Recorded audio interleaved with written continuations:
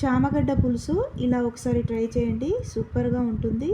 మళ్ళీ మళ్ళీ ఇలానే చేసుకొని తినేస్తారు, అంత టేస్టీగా ఉంటుంది. చాలామంది చామగడ్డలను ఉడకబెట్టి పొట్టు తీసి చేస్తారు. ఉడకబెడితే అవి ఆల్రెడీ ఉడికి మెత్తగా ఉంటాయి, మళ్ళీ పులుసులో ఉడికితే గడ్డలు చితికిపోతాయి. అలా కాకుండా చామగడ్డలను ఉడకబెట్టకుండా పైన పొట్టును గీరేసి కట్ చేసుకొని చేసుకుంటే ముక్కలు చితికిపోకుండా ఉంటాయి.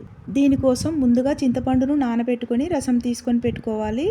ప్యాన్లో ఆయిల్ వేసుకొని ఆవాలు, జీలకర్ర, పచ్చిమిర్చి, ఆనియన్స్, కరివేపాకు, పసుపు వేసుకొని కలిపి అల్లం వెల్లుల్లి పేస్ట్ వేసుకొని, అలాగే మంచి ఫ్లేవర్ కోసం కట్ చేసుకున్న వెల్లుల్లిని కూడా వేసుకొని కలిపి చామగడ్డలను ఇందులో వేసుకొని కలుపుకొని టమాటోస్ని కూడా వేసుకొని రెండింటిని పచ్చివాసన పోయేంత వరకు కొంచెం సేపు ఉడికించుకోవాలి.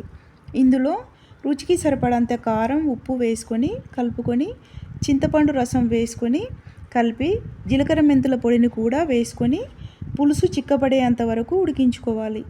చివరగా ఉడికించుకున్న ఎగ్స్ని ఇందులో వేసుకొని లాస్ట్లో కొంచెం కొత్తిమీర వేసుకుంటే ఎంతో టేస్టీ చామగడ్డల పులుసు రెడీ.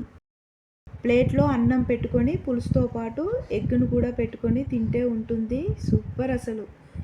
ఒకసారి ఇలా తప్పకుండా ట్రై చేయండి. వీడియో నచ్చితే ఒక లైక్ చేసి నా ఛానల్ని సబ్స్క్రైబ్ చేసుకోండి. Thank you.